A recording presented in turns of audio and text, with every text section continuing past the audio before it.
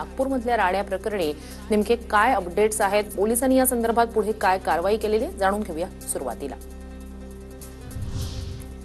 नागपूर राड्यात वाहनांची तोडफोड झालेल्यांना 3 ते 4 दिवसात नुकसान भरपाई देणार। नुकसान भरपाईची रक्कम दंगेखोरांकडून वसूल करणार। नुकसान भरपाई न दिल्यास संपत्ती जप्तीची कारवाई। फडणवीसांची आक्रमक भूमिका।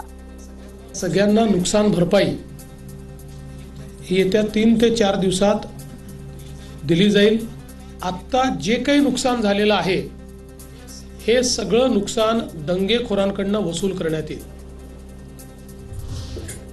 नागपूर राड्या दरम्यान महिला पोलिसांचा विनयभंग झाला, ही चर्चा खोटी। महिला पोलिसांवर दगड फेकण्यात आले, कडक कारवाई होणार। मुख्यमंत्री फडणवीसांची माहिती।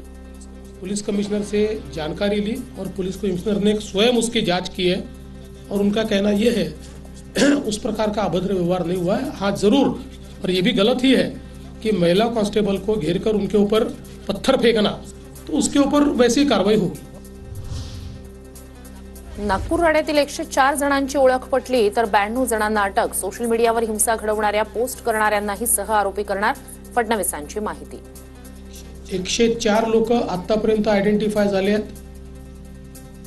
ज्यामध्ये 92 लोकांना अटक केली आणि सोशल मीडियाचं ट्रॅकिंग करून ही घटना घडावी किंवा ही घटना ॲग्रिवेट व्हावी म्हणून पोस्ट केलेले आहेत। त्या सगळ्यांना दंगेखोरांसोबतच सह आरोपी बनवलं जाणार आहे। नागपूर हिंसाचार प्रकरणातील जखमी एकाचा मृत्यू। नागपुरातील मेयो रुग्णालयात इरफान अन्सारी यांचा उपचारादरम्यान मृत्यू। नागपुरात दंगल घडवणारे लोक सरकारचेच। कॅबिनेटमध्ये बसलेल्या लोकांनी दंगेखोरांना खतपाणी घातलं, संजय राऊतांचा आरोप। दंगलीला खतपाणी घालणारे लोक तुमच्या कॅबिनेटमध्ये बसलेले आहेत। हा विधिमंडळात बसून हे नरडी गरम करून वातावरण पेटवणारे लोक तुमच्या बाजूला बसलेले आहेत कॅबिनेटमध्ये।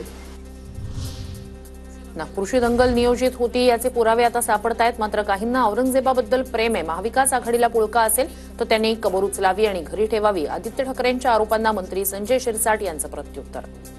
काही मुसलमान आजच्या तारखेपर्यंत औरंगजेबाची कबर ठेवा असं म्हणत नाही। ज्यांना पुळका आलेला आहे, महाविकास आघाडीला तो पुळका आलेला आहे आणि त्यांना जर त्यांचा पुळका आला असेल त्याची कबर उचलावी आणि त्यांच्या घरी ठेवावी।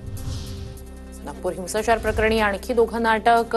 एमडीपीचा कार्यकारी अध्यक्ष हमीद इंजिनियर आणि युट्यूबर मोहम्मद शहजाद खानला अटक। राडा प्रकरणातील आरोपींची संख्या 105 वर। निर्दोष असल्याचं म्हणत नागपूर दंगल प्रकरणातील आरोपी फहीम खानचा जामिनासाठी अर्ज।